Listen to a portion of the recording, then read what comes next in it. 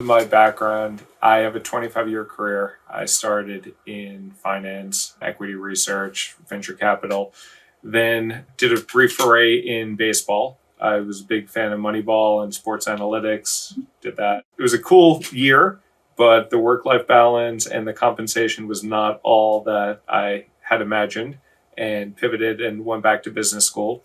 And after business school, went into marketing at American Express, marketing operation roles. I was there for 6 years, and where I really got focused maniacally on the customer. Amex, like Amazon, is very focused on the customer, and that was ingrained to me there. I'm very data and analytical, but really needed to focus on the softer side of the customer as well. Was there for 6 years, moved to Google, where I spent about 6 years there. I worked on 4 different teams, building and growing scalable operations and support, working with large advertisers, and also on the cloud side. The last role there was in the GCP side of the business, building scalable programs to support our growing list of customers. Not as big as AWS is, but we were chasing you, and they are still chasing you. Left Google, was tempted to work in the startup space. I worked for a couple different startups. One, I was VP of operations. Another one, I was a contractor at Datadog, and realized that big tech was more interesting, more scalable, like working around with smart people. I went to Facebook, where I was hired on to scale their data management operations business to make sure all the advertiser data quality was effective and correct, which it wasn't when I joined, it wasn't when I left. It still is not now, but we improved it a lot during my time there. Left Facebook. My leader from Facebook wound up going to Tableau. He recruited me over there to Tableau, and then we got acquired by Salesforce. And at Tableau, I was leading a hot account team, which I think you might call it the red account team at Amazon, but helping to support the most important customers at their most urgent time of need. Did that for about a year and a half, and then I moved into a global scaled program and operations team where I help support the entire Tableau support ecosystem from level 1, level 2, level 3, and worked with some of the certification teams as well, and training teams, L&D teams. That, and I also started a side business while I was there called Kadima, where I was helping underrepresented, underestimated talent get into the world's best tech companies. I just like that. I've always enjoyed that. I have done it myself, so I've helped people. So I did that as a side gig. I left Salesforce in the fall of last year to go all in on Kadima, and I was like, I'm going to give this a year and see how this goes. And it's been going. It's a struggle, though, as a small business owner.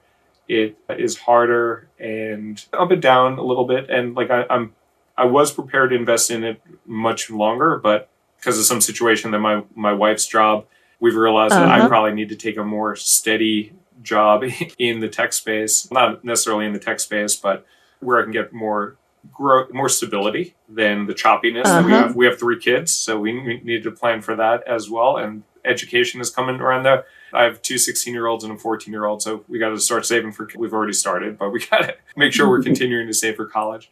And Amazon reached out to me because I've applied before, I've interviewed before. It's always been a company that I've been really excited about.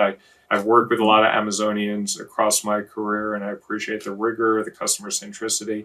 And when I think it was a woman, the recruiter, who reached out to me, it was just when I was starting my search to go back into large tech companies. So it was really good timing, and had the conversation. And on a personal note, I'm a New Yorker all my life. I live in Brooklyn with 3 kids. So tell me about yourself. I like the quick jokes, right? I like the Moneyball analogy. I thought that was really good. She seemed to like that too. It's just a good way of associating yourself with like your career. I also worked in minor league baseball, and it's funny how those who work in minor league baseball end up leaving minor league baseball, end up doing really big things. And it's usually generated towards making a lot of money and doing very well in their career, which obviously you've done that as well.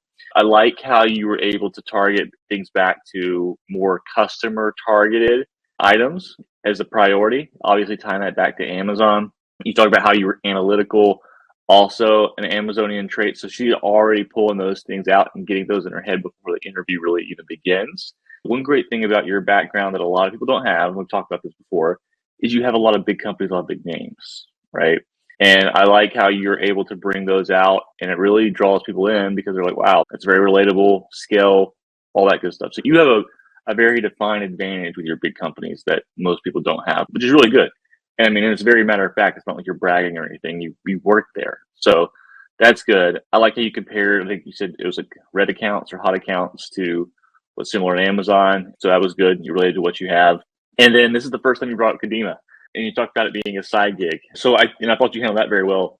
Also, another approach I have for telling about yourself is starting with what you're doing currently, and just giving like a one liner about it, and then say, "Let me take you on the journey of how I got here," and then go back to the beginning.